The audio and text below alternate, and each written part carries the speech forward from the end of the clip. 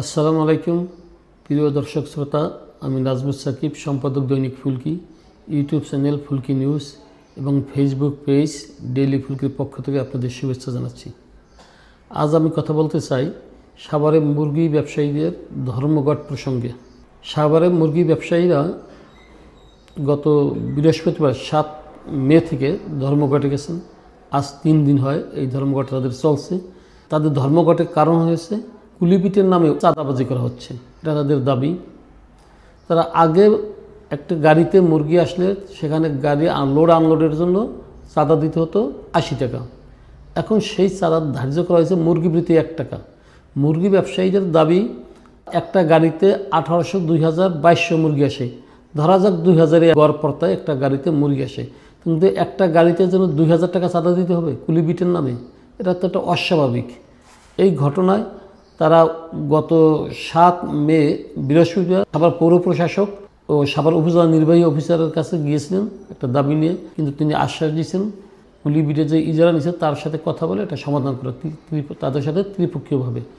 এরপরে তারা থানায় গিয়ে লিখিত অভিযোগ দিয়েছেন। ওসি সাহেব আশ্বাস দিয়েছেন, তাদের কথা শুনেছেন, কিন্তু কাজে কাজ কিছুই হয়নি। বৃহস্পতিবার গেছে, শুক্রবার গেছে, আজকে শনিবার 9 মে। আজও তারা সাভার মডেল থানায় ভারপ্রাপ্ত কর্মকর্তাকে গেছিলেন। তিনি বলছেন যে দেখছি, কিন্তু তারও তো আসলে কিছু করার নেই। ইজারা দিচ্ছে পৌরসভা, বিষয়টি দেখবেন পৌরসভা, কিন্তু পৌরসভায় সেখানে কোনো শক্ত ভূমিকা নিতে পারতেছেন না। এতে সাধারণ ভোক্তাদের খুব সমস্যা হচ্ছে। অনেক ছেলেমেয়েরা আছে যারা মুরগি ছাড়া খেতে চায় না, তারা কোনো মাছ খায় না। তো এখন গরুর মাংসের যে দাম, খাসির মাংসের যে অবস্থা কেজি প্রতি, তাতে কতজনের পক্ষে সম্ভব 1 কেজি গরু কেনা বা 1 কেজি খাসি কেনা, 2 কেজি গরু বা খাসি কেনা? তাদের সংসারের প্রতিদিন একজনের 1.5-2 কেজি গরু খাসি লাগে, অথচ 1 কেজি মুরগি তার 300 টাকা বা 350 টাকায় পেয়ে যায়। তাই সেখানে এবং অনেক অনুষ্ঠান আছে, বিবাহ অনুষ্ঠান আছে, জন্মদিন আছে, বিভিন্ন সভা সেমিনার আছে, তাতে মুরগি ছাড়া আসলে এখন অচল কোনো অনুষ্ঠানাদি। সেই ক্ষেত্রে এখন ভোক্তারা খুব সমস্যায় পড়ছে। মুরগি ব্যবসায়ী সমিতির সাথে কথা বলে জানা যায় সাভারে 4 শতাধিক মুরগি ব্যবসায়ী আছেন। এখন 4 শতাধিক দোকান যদি বন্ধ থাকে, তাদের প্রতিদিন কর্মচারীদের বেতন দিতে হয়, দোকান ভাড়া দিতে হয়, তারপর তারা অনেকেই কিস্তি নিয়ে সুদের উপরে মুরগি ব্যবসা করছেন। তাই এতে তাদের কিস্তিও পরিশোধ করতে হয়। তাই এখন যেমন সমস্যা হয়েছেন ভোক্তারা, তেমন আছেন মুরগি ব্যবসায়ীরা। এদিকে যে কুলিপিটের ডাক পেয়েছে, সে শুধু পয়সা উঠায়, কিন্তু ব্যবসায়ীরা মাল লোড আনলোড করে, সে শুধু টাকা নিয়ে যায়। মুরগি প্রতি যদি 1 টাকা দিতে হয়, তাহলে গাড়ি প্রতি 2000 টাকা দিতে হয়, যেখানে গাড়ি প্রতি ছিল 80 টাকা। কিন্তু ঠিকাদার বলতেছেন 2020 সালে এরকম একটা ঝামেলা হয়েছিল। ঝামেলা হওয়ার কারণে ঠিকাদার, পৌর কর্তৃপক্ষ এবং মুরগি ব্যবসায়ী ত্রিপক্ষ মিলে গাড়ি প্রতি নির্ধারণ করা হয়েছিল 350 টাকা। ধরলাম 350 টাকাই।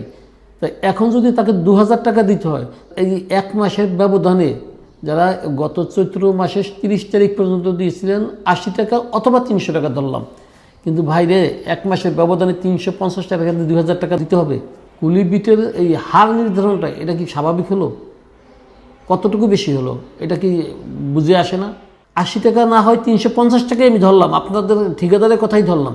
350 টাকা, 400 টাকা, 450 টাকা, 500 টাকা, সেখানে যদি 1800, 1900, 2000 টাকা হয়, তো এটা জুলুম না? এই সরকার একটি গণতান্ত্রিক সরকার। এই সরকার মানুষের ম্যান্ডেট নিয়ে আসা সরকার এবং মানুষের ভালোবাসার সরকার। এই সরকার তো স্বৈরাচারী সরকার না, এই সরকার তো ফ্যাসিস্ট সরকার না। এই সরকারের আমলে এটা জুলুম হয় না? এটা তো কুলিপিটের নামে এটা চাঁদাবাজি। এই চাঁদাবাজি এটা বন্ধ করুন, মানুষের সাথে মিলেমিশে কাজ করুন। এইটা আপনার কুলি থাকবে না, আপনার লোড আনলোড করবেন না, আপনি চাঁদা নেবেন মুরগি প্রতি 1 টাকা। এটা কি এত মগের মুলুকের মতো অবস্থা? আশা রাখি সরকার এবং পৌর কর্তৃপক্ষ বিষয়টি নজরে নেবেন এবং ইজারাদার বিষয়টি নজরে নিয়ে সামঞ্জস্যতাপূর্ণভাবে কুলিপিটটা আদায় করবেন। আমরা আশা করি অচিরেই এই ধর্মঘট প্রত্যাহার হবে এবং এটা সুষ্ঠু সমাধান হবে। ধন্যবাদ সবাইকে। আসসালামু আলাইকুম রহমতুল্লাহি ওয়া বারাকাতুহু।